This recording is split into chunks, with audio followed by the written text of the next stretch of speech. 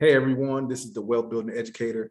Today I'm going to be doing one of the favorite things I like to do, and that's going to be a reaction video. Surprise, it's going to be a reaction video to Dave Ramsey. So let's go ahead and get this thing started.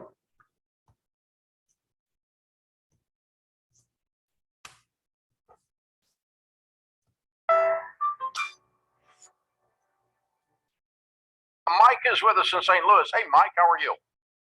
I'm good, Dave. How you doing? Better than I deserve. What's up? Well, I'm just going to give you a rundown of my situation. My wife and I are both 35 years old. We make about $125,000 a year combined. We both have great jobs, a very stable income. We no other debt, thanks to you. Debt free. We have about $80,000 in cash right now, in liquid cash in the bank. 2 kids, one on the way, coming in July. Yay! And, yeah.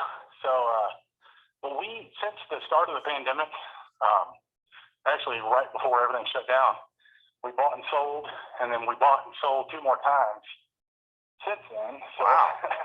How come? Why'd you do that? Well, we didn't plan on doing it. We just, the house we first went to after we sold, it was one of those cookie cutter neighborhoods. Next door neighbor ended up having a pit bull in the backyard, and we didn't want our kids around that. And we just kind of saw what the prices were doing, so we sold it. Bought another one through a friend, an acquaintance, so the buy-owner home. But that one was also in another neighborhood we just weren't real satisfied with. We bought it just because it was cheap. So let me pause it real quick. So this guy's going from 2 kids to 3 kids. As a father of 3, I know how much of a difference having 3 kids compared to 2 kids is, but I digress. Let's go ahead and talk about his first decision. So the first house, buys his house, and he decides to sell the house because of a pit bull. That's an understandable concern. At the same time, I think sometimes we justify doing things based off of emotion. If we make any kind of particular justification to do something that might not necessarily be in our best interest. You probably could build a metal fence around your yard to ensure that that pit bull never has access to the kids. I don't know. That would probably be a lot cheaper than paying all the closing costs and all of the fees in order to get into a new house. But let's continue with the video. Sold and then bought one more time. Now we're where we're at. But each time, obviously, we've gone up in home. And so the home we're in now costs $400,000. We put $10,000 down on it. What is your house payment? House payment is it's about $2,100. Okay. And what's your question? Well, I guess my question is, like, do we have too much house? I feel comfortable with it. I know it's not within your guidelines right now with where we're at, but I feel like we can grow. Actually, it should be. I mean, we tell people not to have a house payment more than 1/4 of their take-home pay, and your take-home pay, not counting retirement coming out or health insurance coming out, but take-home pay after taxes, and your take-home pay ought to be $9,000 anyway. It's about $7,500 because I'm a teacher, so I get a lot taken out for my pension. Yeah, but that's not what I'm talking about. I'm talking about your take-home pay after taxes, not after take-home pay with your pension, or take-home pay for your 401k, or take-home pay for your health insurance. It's not. We don't count that. I'm talking about your gross minus your taxes.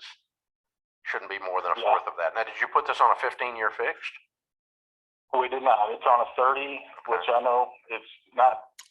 Yeah, so we all know, anybody who has ever followed Dave Ramsey in the past knows that 30-year mortgages to him is basically a cuss word. Now, I've seen plenty of people do the calculations of doing a 30-year mortgage versus a 15-year mortgage, and how in the long run, a 30-year mortgage is far more advantageous than a 15-year mortgage.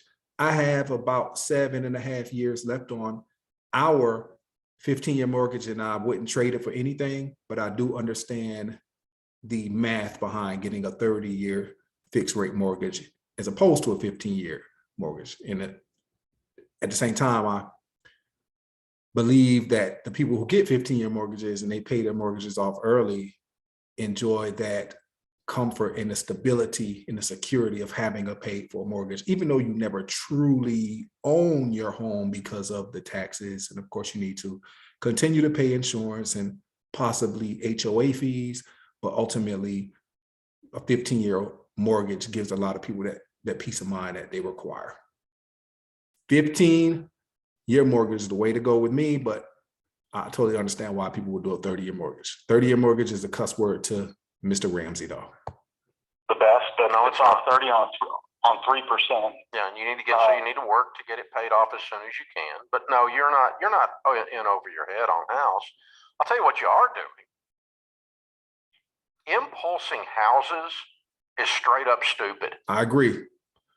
I agree These with 3 Dave. moves, very expensive. Very expensive.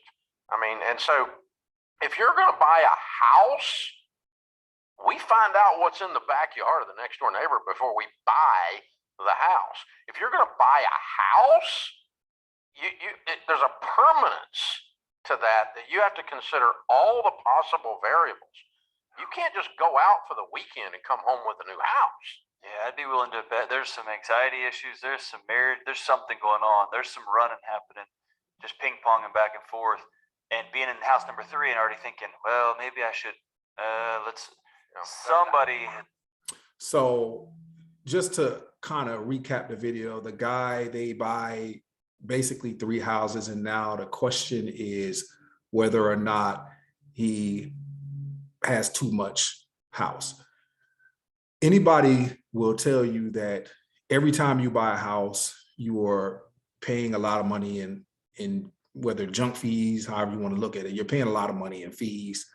It's usually not advantageous to continue to buy and sell homes, because depending on where you are, if you are, let's suppose you buy a house for $100,000 and then you sell that house for $200,000 and you buy a house that used to be $200,000, but now the house is $300,000. Well, you kind of look at a wash, right? It's just kind of an equal deal, except for you have associated closing costs and moving fees and things like that involved. So what they're basically saying is, you can't be making these kind of impulse decisions on buying homes. It's not like my wife decided she wants Chili's tonight and I decide that I want Applebee's. Like, oh, we're just going to go to Applebee's tonight, just on a whim. It's not like that. These are decisions that should be more long-term. That shouldn't be something that we just do on a whim. And I agree with Dave in this particular instance when he says that you need to kind of research things before you decide to move in. That's a huge purchase. You're not, just buying a bike or something like that. You're not just buying dinner. So make sure you do your research ahead of time and realize that you should be buying a house for the long term. There are times when you might have to get as cheap a house as possible just to kind of get in there. And if you don't want to, quote unquote, throw your money away with rent, yeah, go ahead and buy something cheap and then upgrade when you must. My philosophy is to try to get a house that you think you're going to lead for as long as possible up front, so that you don't have to make all of these moving decisions. My wife and I bought a house that's 2,350 square feet in 2015. We had 3 smaller children at the time. They're a little older. It's a 4-bedroom, 3-bath. Now we have a dog as well. We're making it. Of course, we can afford to, or we can stand to get a bigger house, and that's what we would love to do. Unfortunately, when we look at the market and we look at the homes that we would like to buy, yeah, we can sell our house now and pocket $250,000, but in the house that we want is going to probably cost us $500,000. So we just don't think it's the right move.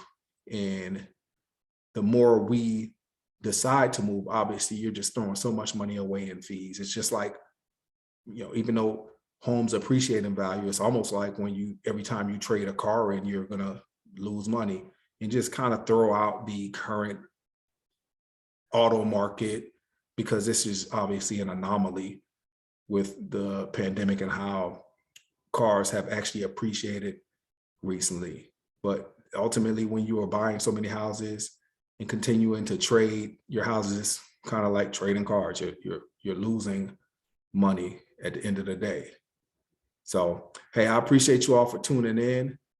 Very interesting video with Dave there, and very interesting situation that the gentleman involved was in. But ultimately, it seems like he's going to be okay. He just has to stick with the current house that he's in and not do it again. So I appreciate you all for continuing to watch the channel. Please like, share, and subscribe, and I will see you next time. Take care.